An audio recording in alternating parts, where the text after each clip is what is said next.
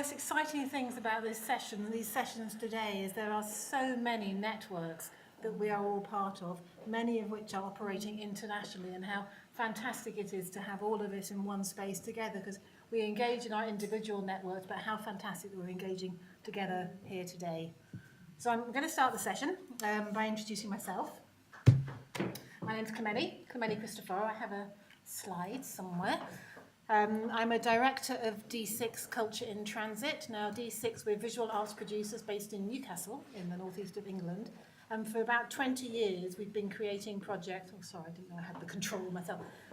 We've been creating projects with partners at a local level and internationally. So we commission artists to produce work often in the public space, but also we create moments for discussions to build around the projects that we work on. So this book that we're looking at here is Corners. So in the framework of today, Corners is a 4-year Creative Europe programme. We had 11 countries, 11 partners, 10 countries, and around 55 artists and thousands of audience members in a programme that looked at drawing ties or threads between the communities on the edge of Europe, with the idea that perhaps some of these smaller communities shared more with each other than they might with their major towns, cities, or other neighbours that they might have. It's been a very beautiful project. This project here was a programme that asked people to vote on a series of questions that were reflected again in each of the different cities. Some questions were repeated in the cities, others had very local questions relating to their space. I've chosen obviously an English question here.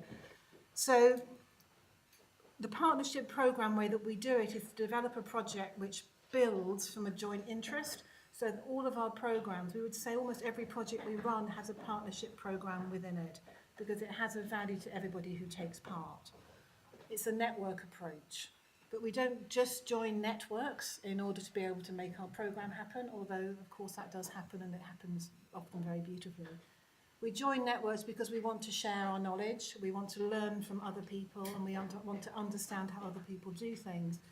We also, though, join networks because we want to multiply the voices so that our sector or our issues can be heard. And that, for us, is really one of the most important reasons that we want to be a very small organisation, part of a much bigger network. So we have membership of a number of organisations.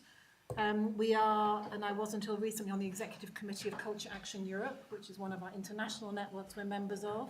This is a political platform for culture based in Brussels that counts among its members networks of networks across the continent.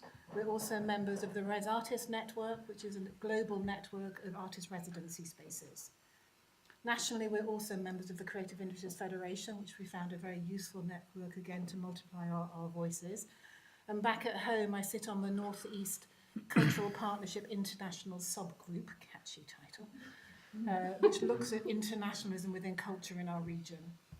I've also just taken on, going even more local, the chair of the International Newcastle, which is a superb platform bringing together our local authority, our 2 universities, the cultural sector and civil society to look at how internationalism within our city can be promoted at a very local level, but also at a global level. And finally, I've been invited quite recently to be part of an inaugural meeting for a Women Cultural Leaders Network in Basel, which is, we're just thinking now what that will be. Will it be a network? Will it be a movement? Is it indeed needed as a thing? Does something else already exist? So when I say that out loud, it sounds like an awful lot, and I do have a day job on top of that. But every one of these networks feeds one part of the work that we do.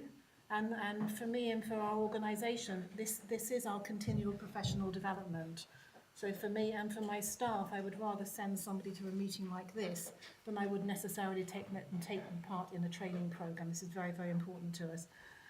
To finish off, and in today's context, do we have anybody in the room from DCMS? Okay, hello.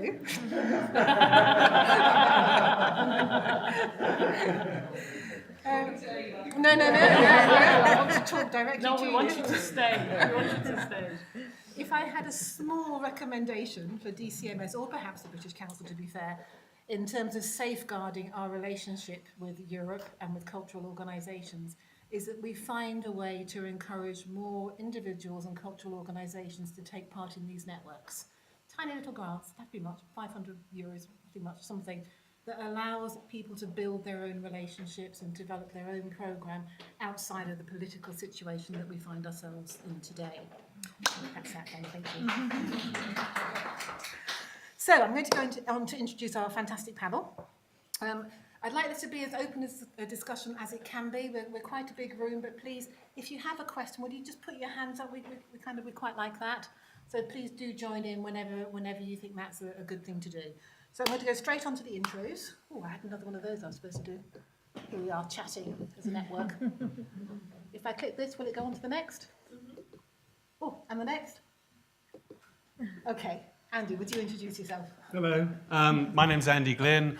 I'm a film producer. I run a production company making documentaries, but I also am the chairman of an organisation called the European Documentary Network, or EDN, whose website is edn.network. It has its home in Denmark. It's a Denmark-registered charity, but it has over 1,000 members, which spans 60 countries, of which I would say about 85 to 90% are in the European Union, from everywhere within the EU. It's a paid membership organisation. It averages about €100 per person. That's averaged out depending on which country you're in, because there's benefits if you're from a recent EU accession country, or if you're outside Europe in kind of the global south as well, you pay less. Effectively, we're an organisation been going 20 years, and we represent documentary filmmakers and producers, and we probably can divide the work into three main areas. One is training. So training means helping people understand how to finance, how to co-produce, how to develop their idea, and how to evolve their idea so it can go to the international marketplace. The second thing is access to markets. So that means we go to the major film markets that are happening around Europe and beyond, and we help develop people's projects. Usually we produce pitching forums in which people pitch their idea with 20 or 30 commissioning editors, or decision makers as they're now called, in the hope that they're going to get money. And the third area that we work in is lobbying and advocacy.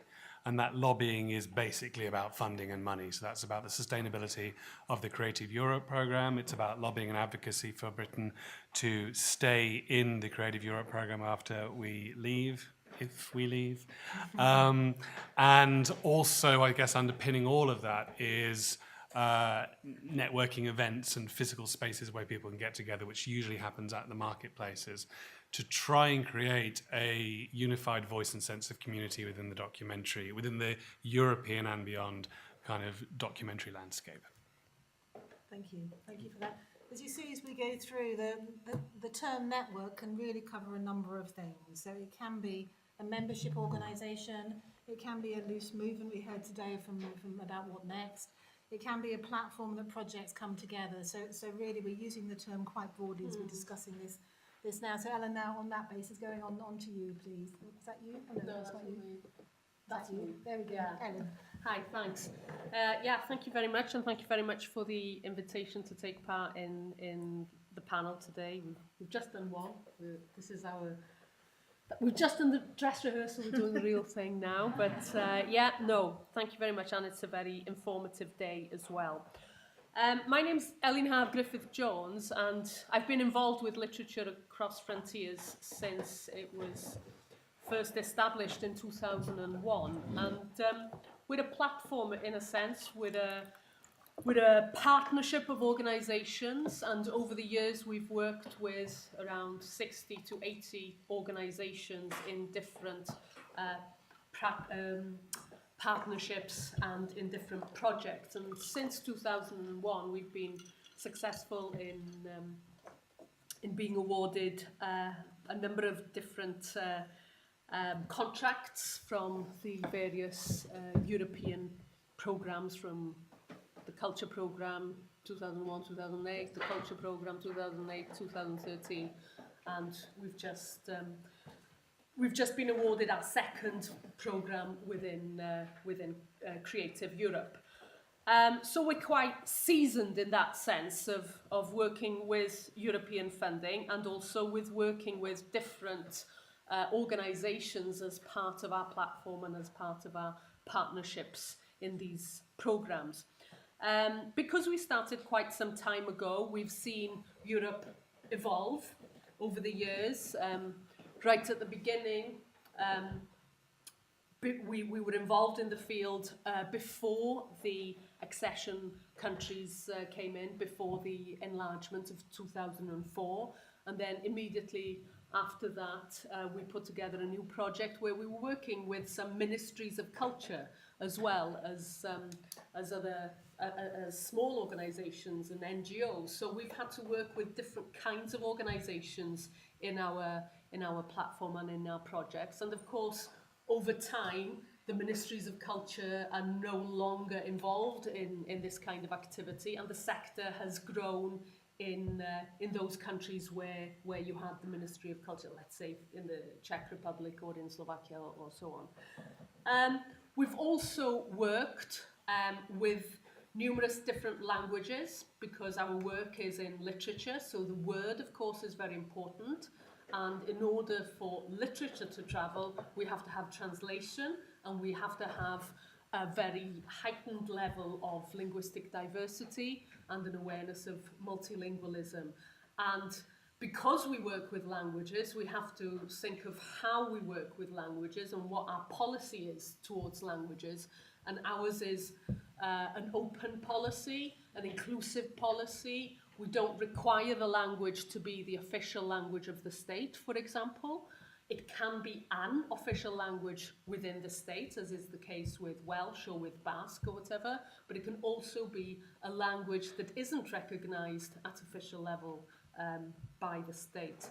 So we work with a range of languages, and we don't differentiate or we don't discriminate between those languages either. So German, as a language of 100 million speakers at least in Europe, equally English, they sit alongside Maltese and Galician and other languages too.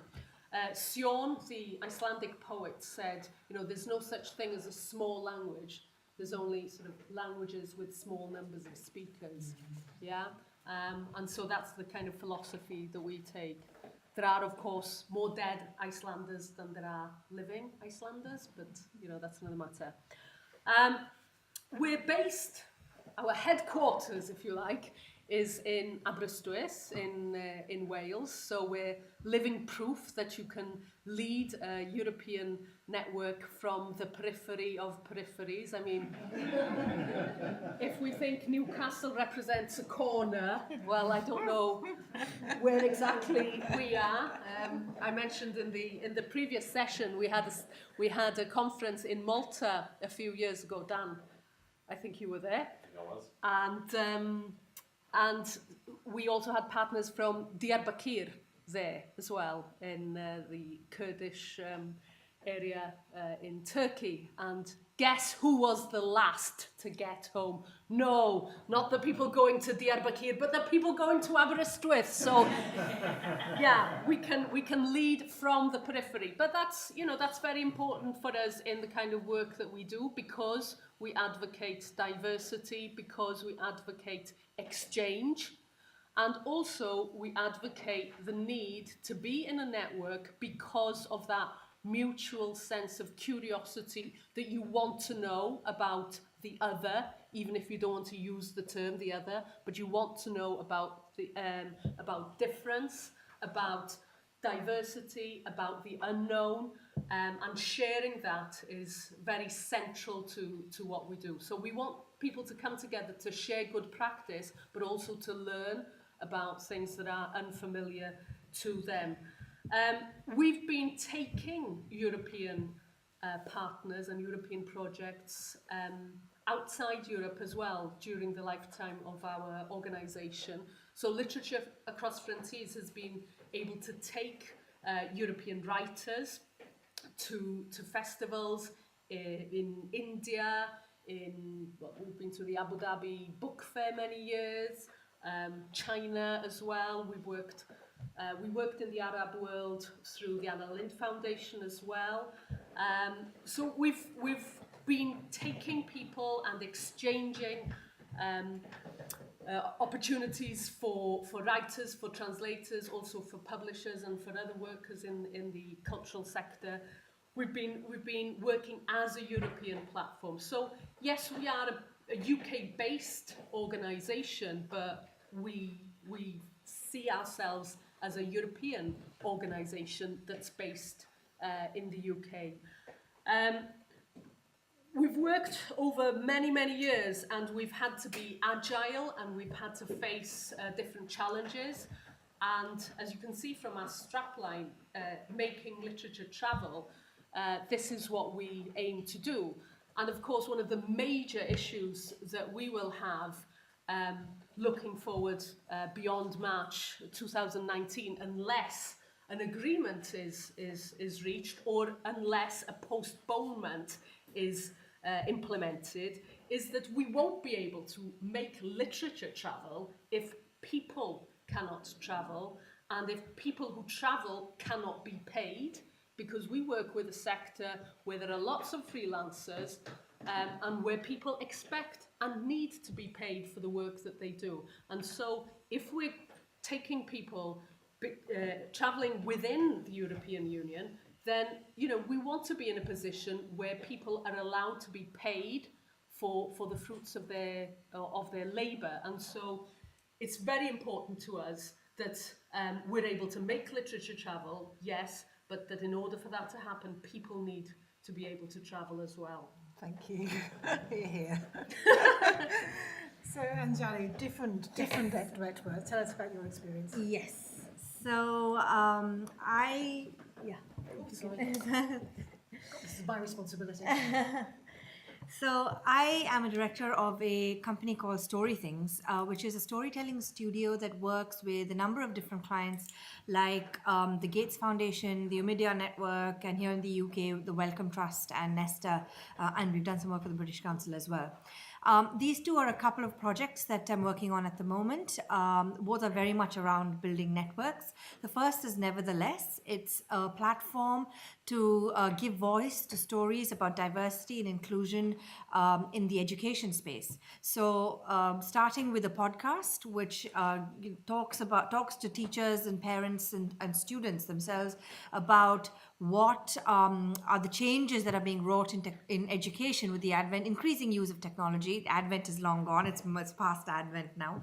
And then the second project is called the ID Question, which is a platform that examines the role of identities in the modern age. So in countries like the one we live in right now, or in Europe, for example, passports are obviously a primary document of identity. But what about in countries where there are more refugees who don't have that easy document to go to?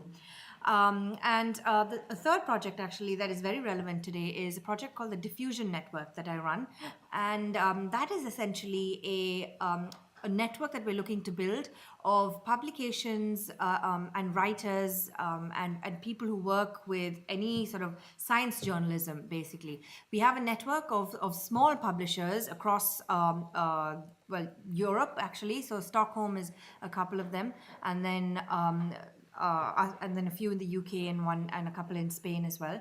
And the goal is to get this original writing out to much larger publications across the world. So we've got syndicator partners in the US, India, and China, and we'd love to build more, especially in countries like France and Germany and so on. And the next slide is actually Ada's List, which is a network of more than 6,000 women in technology that I co-founded about 6 years ago. And Ada's List essentially exists to enable women who work with the internet in some form. So whether that's as an academic or a researcher, a marketer, or an entrepreneur, or someone in the C-suite, to enable women to ask questions that they often don't get to ask at work, mostly because technology is a heavily male-dominated space, and it's very important to increase the number of women in positions of power and leadership to the level where they can actually get to board level and start making policy changes within their companies, but then for the industry as well, just like a lot of us here at the moment. Ada's List has over 6,000 members all across the world. Most of them are in the UK, but we have a large number in Europe, and then in the US, and then Asia as well.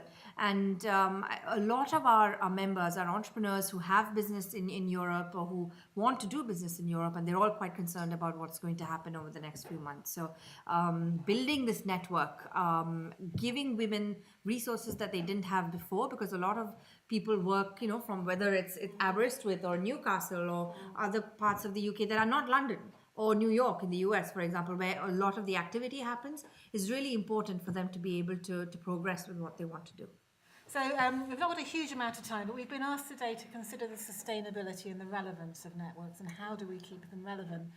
So I'd like to sort of kick off the conversation thinking about the focus. And there's something very lovely that Nan said this morning about a network being a channel for the energy that we might have, that people who want to make things happen come round a table. So I'd like to hear from our panel a little bit about how we balance that focus and that energy with this idea of growing and developing. What happens when an agency network starts as one thing, but then becomes perhaps something else? So perhaps we kick off with you again then, please, Andy, because we started that. So I used to run another network, which was called DFG, or the Documentary Filmmakers Group, which existed for about 15 years, I think, before it formally merged with EDN and kind of became obsolete. And back in the day when it started, it was a network that offered, for those people who are interested in documentary, 15 years ago there were no documentaries on TV, hardly. There was a kind of recession of documentaries had gone. There was definitely no documentaries in cinemas. The barrier to entry was very high for documentary. Mobile phones didn't shoot film. You couldn't just go out and shoot something necessarily. So there was definitely a need for a network that got people together, that gave them opportunities to go to screenings, to meet each other, and to train. Because there were, apart from the National Film School, there was no way to actually train vocation to do documentary. So we set up a whole short course unit. We did training on weekends. We set up a couple of MAs as well. And that grew and it grew and it grew, and it grew to about 6,500 members, until eventually it came to the point where it kind of became obsolete. If you wanted to kind of get little opportunities to find work, then you do a network like Shooting People, which a gentleman over there mentioned he's a member of. If you wanted to train, God, there's so many courses now of being documentary filmmakers. They're everywhere. If you want to go out and make a film, you don't actually need training, because now shoot on your mobile phone. So it's really interesting to have a very big network that was paid membership. They're paying about 35 quid each, which ultimately we reached a point, because technology had kind of taken over and access had taken over, and there were documentaries everywhere on TV, it became obsolete in the way that it was functioning. And I now run a network that hasn't yet become obsolete, but has changed and has evolved over the 20 years we've been going into something quite different than it was now. And one of the things which we used to provide very much as a network, and now we kind of don't need to, is the idea of having a social network, because it exists in so many other different ways. You're all connected to God knows how many different online networks, including your principal, Facebook, Snapchat, Instagram, whatever, in which there are opportunities to network in that way. So it raises a very interesting question about what we did versus what we do, and how we keep a community when all your time is being challenged by so many different priorities. Thank you. Elin, you want to say a little bit about your focus and growth?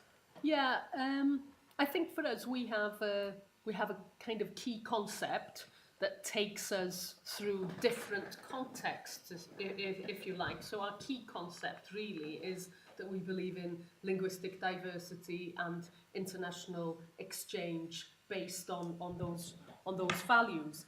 And so what we've been able to do, I suppose, over the years is that we've been able to adapt the practicalities of what we do according to the contexts in which we work, and always trying to be, if you like, one step ahead of the game. So when we first started, we were working with organisations that were responsible for supporting the translation of literature and the training of translation and of translators, and that we were looking at sort of exchange of best practice, how the funds were working and what the process was and what the sort of quality control procedures were and so on.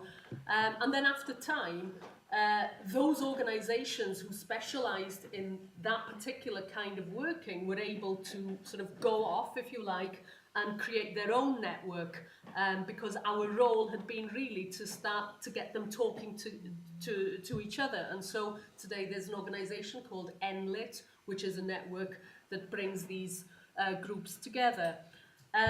We've been working on a programme called Literary Europe Live over the past couple of years that's funded through Creative Europe programme, and that actually works with bringing emerging artists together. So, okay, the big names, we may know them. The big names may be able to travel. They may be, they'll travel in translation, and they'll also feature at festivals. But we wanted to create platforms and opportunities for emerging artists as well. And so that is something that we've been able to develop over the years.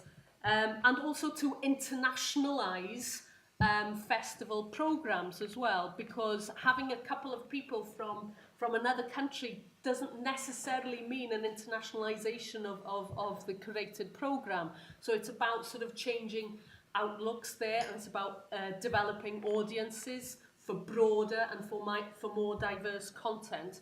And what we're working on at the moment is that, given that our context has changed in Europe, and that we have a lot of refugees who are living with us, our new project really is about making sure that the cultural sector can adapt to be able to work with refugees who are writers, who are artists, and who want to work in the creative sector in their new countries.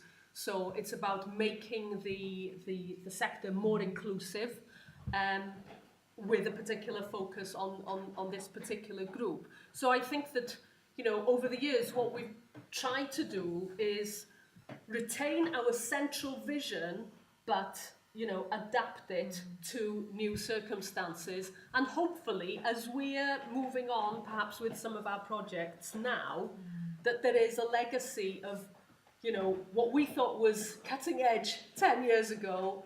Perhaps it's much more normalised now, and then, we can move forward.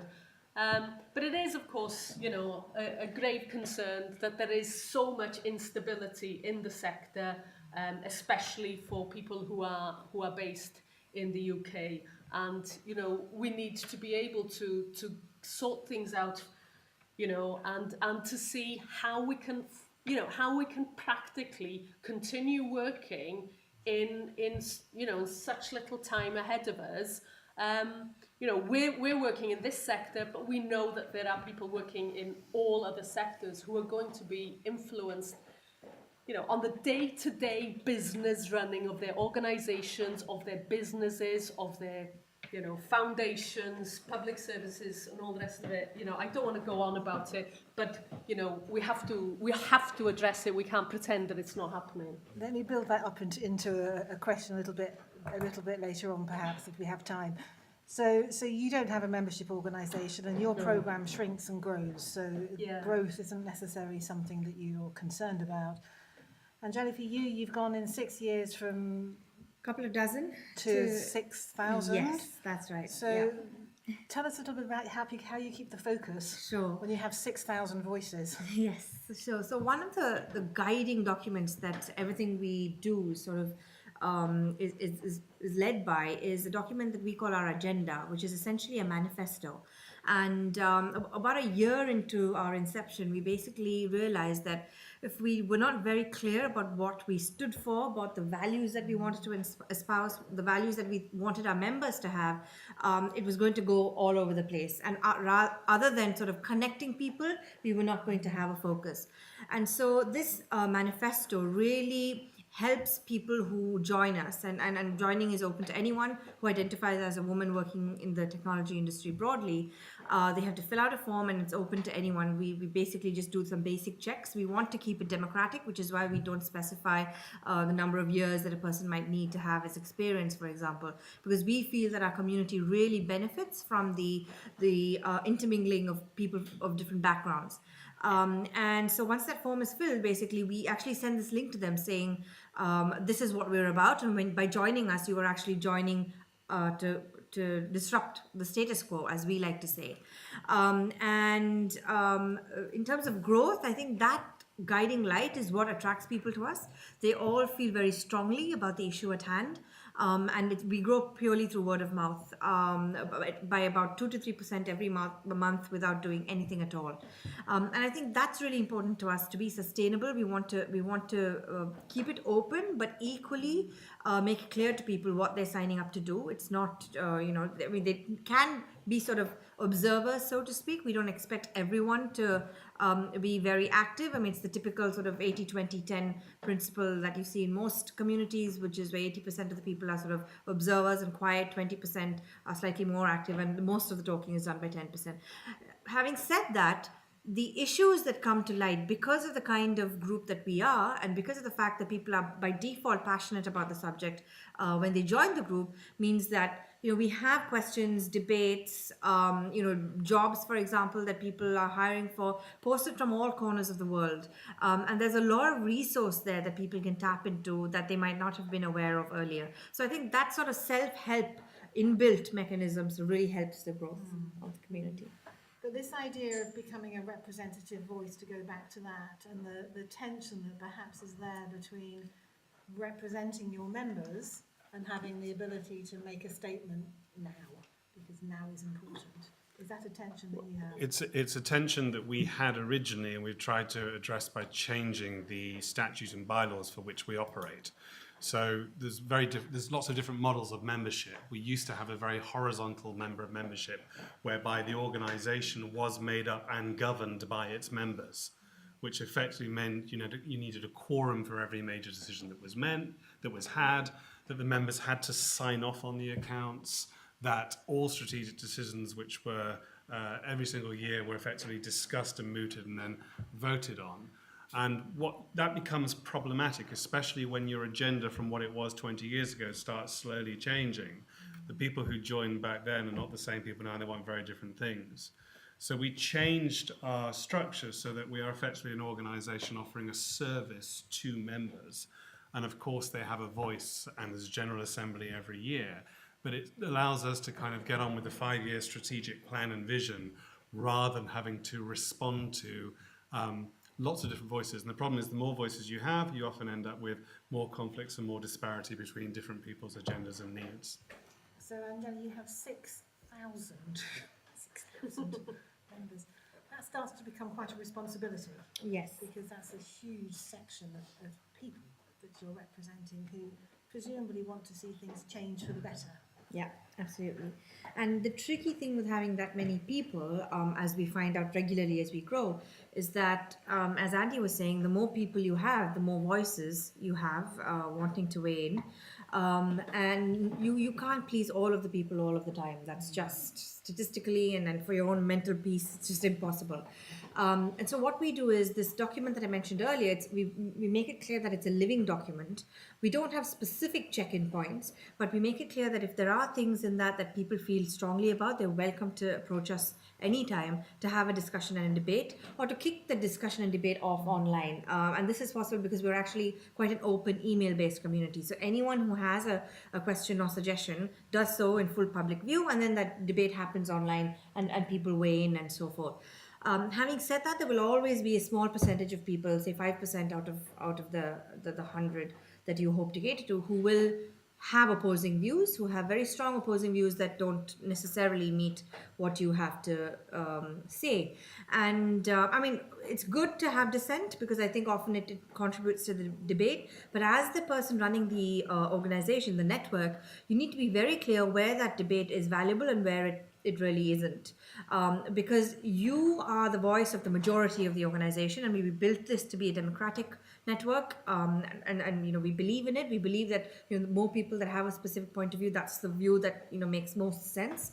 And so if 95% of people feel that, you know, feel a particular point of view, and the 5% don't, then at the end of the day, all things considered, we balance everything out, and then explain why we're going with the 95%, because it has to be done. People can go on discussing and debating till the cows come home, but give the 5% the space to make their voice heard, but also make it clear that at the end of the day, their voice was considered, but, you know, it made sense for us to go with the majority view, because that's what would benefit the majority of the group. So I think giving space, but acknowledging that there is a line that has to be drawn. Not always easy. Not always easy. Yeah, you're not going to be very popular all of the time.